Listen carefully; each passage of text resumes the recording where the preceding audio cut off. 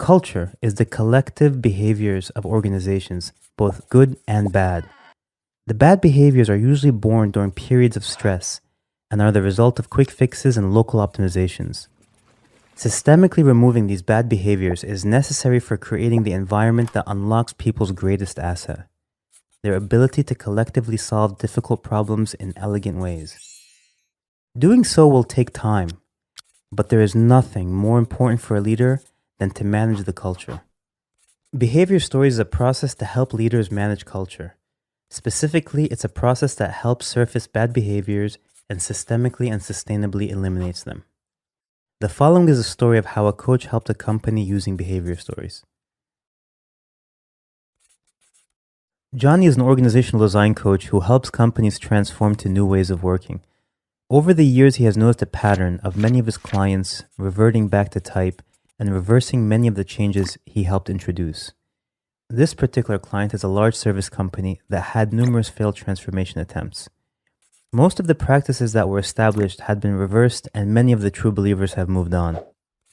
The organization is fractured, with many believing the entire transformation was an utter waste of time and money. Why don't you give me 6 months with your most fractured division?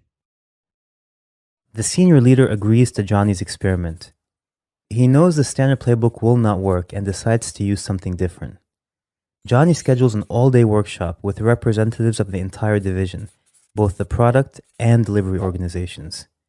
He titles the workshop invitation the BS Workshop. The title alone is enough to ensure full attendance.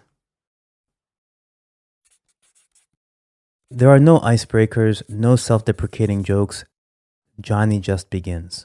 Toxic behaviors usually emerge during times of organizational stress. As those behaviors become acceptable, they become habitual and eventually part of the culture. Think about your personal lives.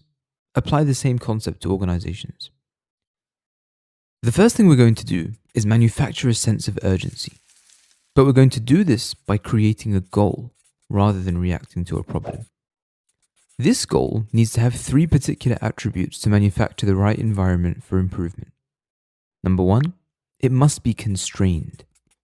Constraints explicitly specify what you are not willing to sacrifice to meet the goal. This is the key to forcing behavior change. We don't want to achieve the goal by doing more of the same thing. Number 2, it must be achievable. These are just above the current ability of the organization and create the positive momentum and confidence to continue growing. The people building the products will determine this. Number 3, it must be near term. Having the goal 3 to 6 months away makes it way more real and increases the level of urgency. We'll call these CAN goals to highlight the 3 components above. But feel free to employ any other criteria to further enhance your goal. For example, you can stipulate a 4th attribute, like this goal provides immediate customer value. The room spends 2 hours and eventually comes up with a goal that satisfies all the requirements. Launch support for QR codes on the Android platform by the end of Q2 without sacrificing employee happiness, quality, or adding any additional budget or headcount. The delivery team believes that the goal can be achieved, and the product organization is happy that they are discussing a goal that directly benefits the client. Just creating this organizational goal increases the level of trust between the fractured organizations, albeit by a small amount. Johnny decides to break for lunch on a high before the low he knows he's about to create.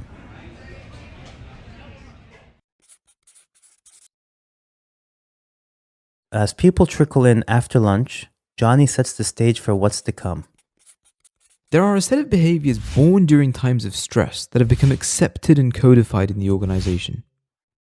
To surface these behaviors in a controlled environment, we need to manufacture the conditions and create a language for uncovering them. That CAN goal that we just created is meant to do that.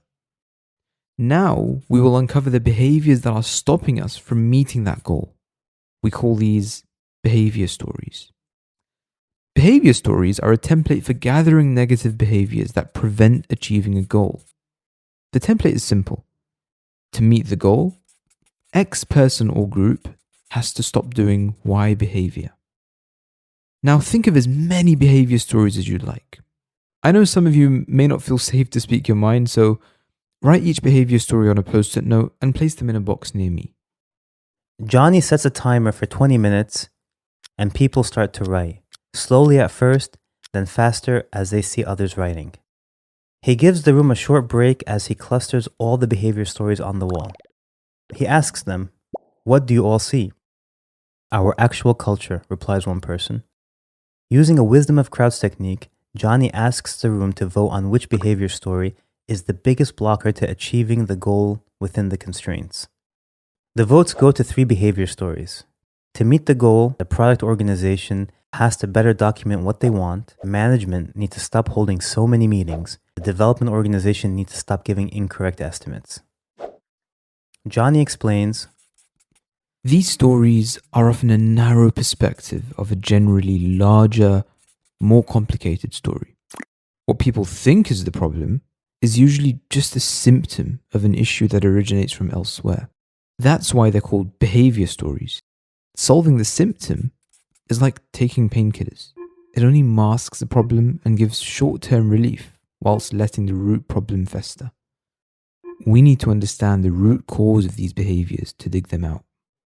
Johnny then divides the room into 3 groups and gives each group one behavior story to examine.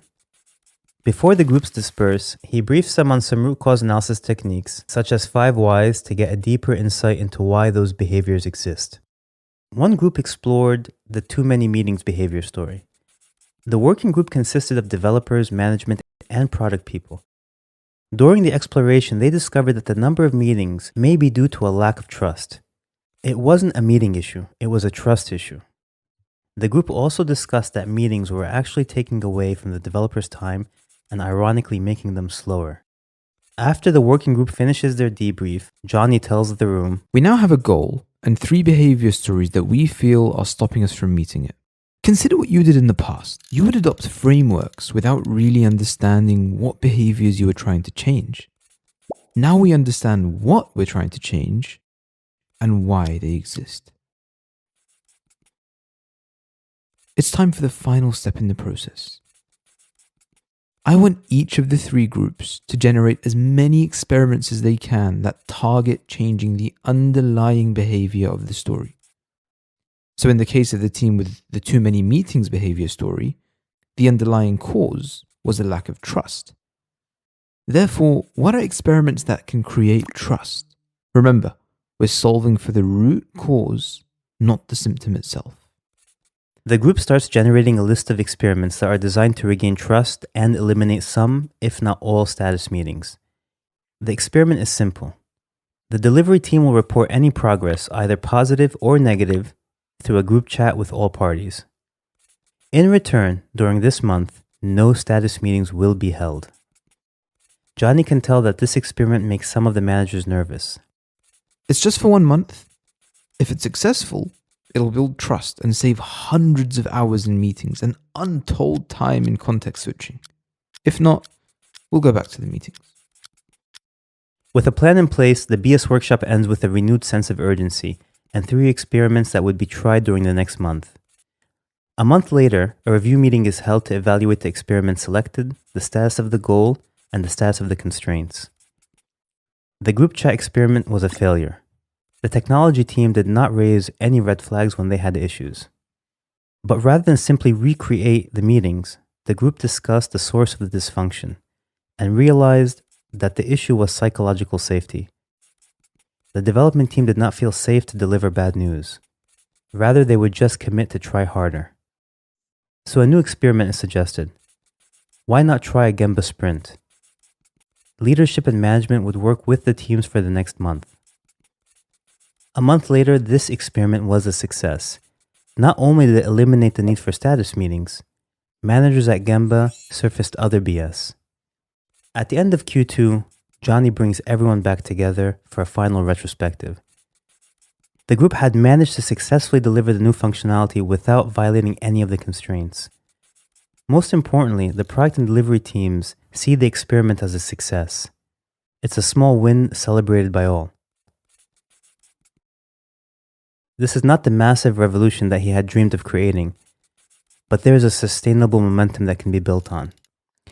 He tells the organization, "We created the environment that'll allow change by manufacturing urgency. We then uncovered the bad behaviors, and we eliminated those bad behaviors by targeting their root cause." Can you imagine 10 years of successfully delivering larger and larger goals while removing more entrenched toxic behaviors? Imagine what this organization will look like in a decade.